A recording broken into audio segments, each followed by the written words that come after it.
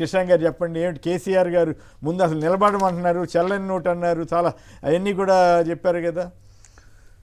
కొమ్మినేని గారు నిన్న కేసీఆర్ గారు మాట్లాడినప్పుడు, నిన్న కానివ్వండి ఈ సంవత్సరం ఆర్ వీళ్ళ 420 రోజులు కరెక్ట్గా నిన్నటికి పూర్తయినాయి. 420 డేస్ ఎగ్జాక్ట్, అంటే డేస్ అన్ని కంప్లీట్ అయినాయి. అట్లాగే లెక్క ఎగ్జాక్ట్లీ 420 డేస్ కంప్లీట్ అయినాయి. అయితే ఇప్పటి వరకు కేసీఆర్ గారు వ్యక్తిగతంగా రేవంత్ రెడ్డి గారి గురించి మాట్లాడలేదు. నిన్న మాట్లాడినప్పుడు కూడా ప్రాజెక్టుల గురించి కానివ్వండి, పథకాల గురించి కానివ్వండి, కరెంట్ ఇబ్బందుల గురించి కానివ్వండి, నీటి ఇబ్బందుల గురించి కానివ్వండి, ఇవి మాట్లాడి త్వరలో మేము ఒక సభ కూడా పెట్టబోతున్నాం, నేను ఉట్టిగానే వచ్చి లొల్లి పెట్టే రకం కాదు, నేను చేస్తే గట్టిగా చేస్తా అని ఇది మాట్లాడారు. కానీ పేరు తీసుకోనో వ్యక్తిగతంగా మాట్లాడలేదు. నేను ఇది ఎందుకు చెప్తున్నా అంటే 4th జనవరి నాడు సేమ్ ఇదే వేదికలో మీరు ఒక డిబేట్ పెట్టారు పొద్దున మాతో.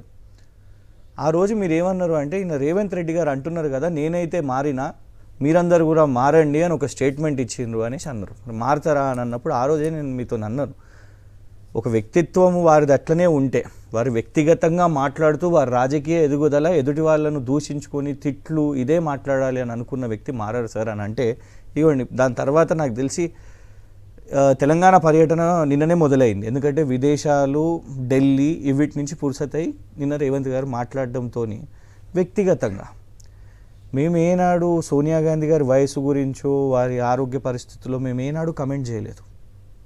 వీరికంటే కేసీఆర్ గారి కంటే వయసులో పెద్ద సోనియా గాంధీ గారు, మల్లికార్జున్ గారు శరీరంలో పెద్ద, వయసులో కూడా పెద్ద, కానీ ఏనాడు మేము శరీరంగా మాట్లాడలేదు. తప్పది, కరెక్ట్ కాదు. ఎవరో కర్రె ఉన్నంత మాత్రాన, ఎందుకంటే వారు గాయమైనప్పుడు కర్రె పట్టుకున్నారు కావచ్చు, కానీ గంటలు ఇదే కేసీఆర్ గారు అప్పుడు మాట్లాడారు, నిన్న కూడా ఎలాంటి కర్రె సహాయం లేకుండా గంట సేపు దాకా మాట్లాడారు. వారు అసెంబ్లీలో నిలబడ్డప్పుడు కూడా 1.5-2 గంటలు కూడా మాట్లాడగలుగుతారు. కానీ శారీరకంగా నువ్వు ఇంత దిగజారిపోవడం ఒక ముఖ్యమంత్రి గారికి కరెక్ట్ కాదు, సబబు కాదు. నువ్వు సబ్జెక్టు మాట్లాడు. నువ్వు నిన్న మాట్లాడింది కూడా పచ్చి అబద్ధాలే కదా. రైతు భరోసా అయిపోయిందా సార్? మేమేమంటున్నామంటే రేపు మేము పెట్టే ఫిబ్రవరి సభలో రుణమాఫీ కాని వాళ్ళు, రైతు భరోసా రాని వాళ్ళు, రేవంత్ రెడ్డి గారిని ఏదైతే బిర్యానీ తినిపించి మేము ఒకటే సంవత్సరంలో 2 లక్షల ఉద్యోగాలు ఇస్తామని రాహుల్ గాంధీ గారిని పిలిచి అన్నారు కదా, ఇవాళ వాళ్ళు వేసిన నోటిఫికేషన్ ఎన్ని వేసిర్రో, ఎంతమందికి లాభం పొందిందో అట్లాంటి వాళ్ళని మీరు పిలుచుకోండి, రాని వాళ్ళు మేము పిలుచుకుంటాం. మేము ఏమంటున్నాం, ఇవాళ మేము పెట్టిన సర్వే కాదు, కేసీఆర్ గారు పెట్టిన సర్వే కాదు, అది కాంగ్రెస్ పార్టీ అధికారికంగా వాళ్ళ ట్విట్టర్ హ్యాండిల్లో పెట్టుకొని, రేవంత్ గారు అన్న టిక్ టాక్ కూడా కాదు సార్, 420 రోజులు అయినాయి కాబట్టి మేము ఏదో గొప్పగా చేసినాం కావచ్చు అని కనుక్కోవడానికి వాళ్ళు పెట్టిండ్రు. అది బూమరాంగ్ అయింది సార్. ఆపరేట్ చేశారా లేకపోతే నిజంగానే జరిగింది సార్? నేను అనేది ఏంటంటే ఇలా 2 వాదనలు వాళ్ళవి ఉన్నాయి. బీఆర్ఎస్ వాళ్ళు ఓటేసారంటే నువ్వు పెడితే మేము ఖాళీగా చేతులు కట్టుకొని కూర్చుంటామా? బరాబర్ వేసుకుంటాం, నువ్వు కూడా వేసుకొని పెట్టుకో, ఓట్లు వేయించుకో. నేను అనేది వేసినామా లేదా అది వేరే విషయం. ఇంకోటి కొత్తగా ఏం పట్టుకున్నారు, అమెరికాలు ఉన్నారు, వీళ్ళకు దుబాయ్లు ఉన్నారు, ప్రపంచవ్యాప్తంగా మా పార్టీ సానుభూతి పరులు ఉంటారు.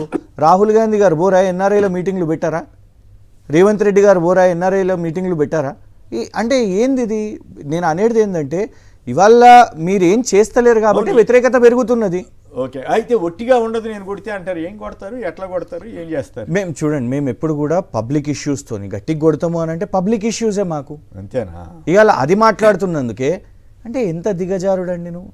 రాఖీ సావంత్ సరే, ఆమె ఒక మహిళనే, ఇట్లనే సమంత గారి గురించి మాట్లాడి రేవంత్ రెడ్డి గారు అవుతారా?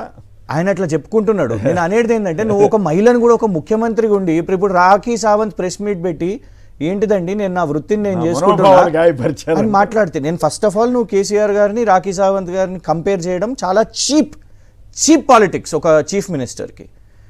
గతంలో కూడా ఇట్లనే మహిళలను ఉద్దేశించి మాట్లాడను అసభ్యకరంగా. ఇంకొకటి చెప్తాను, బిల్లారంగా అని కేటీఆర్ గారిని, హరీష్ గారిని, నీకు ఎప్పుడు పేర్లు మేము కూడా పెట్టగలుగుతాం. నువ్వు ముఖ్యమంత్రి ఉన్నావు, ముఖ్యమంత్రి గారు మీరు పెట్టారు కదా, ఆయన్నే చెప్పుకున్నాను. నేను ఇన్ఫాక్ట్ ఒకటి చెప్తాను, నేను కూడా ఆ వర్డ్ ఎప్పుడు యూజ్ చేయలేదు.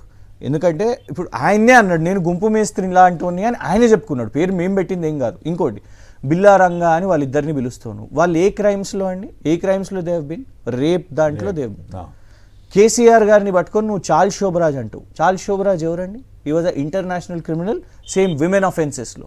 కొంచెమన్నా ఇది మూర్ఖత్వం కాదా? నేను అనేది ఏంటంటే నువ్వు అబద్ధాలు చెప్పి ఇట్లనే భాష నేర్పించి ఓట్లు తెచ్చుకున్నావు. నేర్పించి అని ఎందుకు చెప్తున్నా అంటే ఒక సెగ్మెంట్ ఆఫ్ పీపుల్ దీన్ని ఇష్టపడ్డారు. నేను ఇవాళ డెఫినెట్గా చెప్తాను, తప్పు ఒప్పు ఓట్లు పడకపోని ఆ వ్యక్తులు ఇష్టపడని వాళ్ళ తల్లిదండ్రులు కూడా ఆలోచించాలి.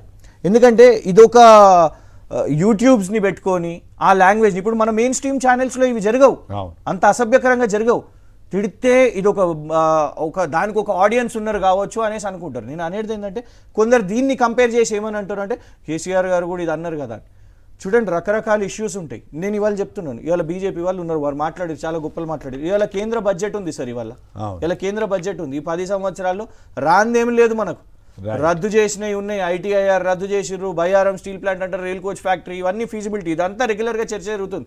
ఇది మేము ఏం తీసుకొని వస్తాం? బీజేపీ సేఫ్, మంచిగా గోడ మీద కూర్చొని వీళ్ళేం చేయలేదు, నువ్వేం చేసినావు ఆయన మేమేం అనేది ఏంటంటే ఇట్లాంటి తెలంగాణకు అన్యాయం జరిగినప్పుడు తీవ్రంగా మాట్లాడేది. కానీ రేవంత్ రెడ్డి నీ ముక్కిట్లుంది, నీ హైట్ ఇట్లుంది, నువ్వు ఇట్లున్నావు అట్లున్నావు వ్యక్తిగతంగా ఏనాడు మాట్లాడలేదు. అది రేవంత్ రెడ్డి గారికి సంబంధించి ఇన్ఫ్యాక్ట్ ఇదే వీళ్ళు తెలుసుకోవాలి కాంగ్రెస్ వాళ్ళు. గతంలో హిమంతా బిశ్వ శర్మ గారు రాజీవ్ గాంధీ గారిని ఉద్దేశించి రాహుల్ గాంధీ గారిని తీవ్రంగా మాట్లాడినప్పుడు ఫస్ట్ రియాక్ట్ అయింది రేవంత్ రెడ్డి కాదు, కేసీఆర్ గారు రియాక్ట్ అయ్యారు, కండెమ్ చేశారు.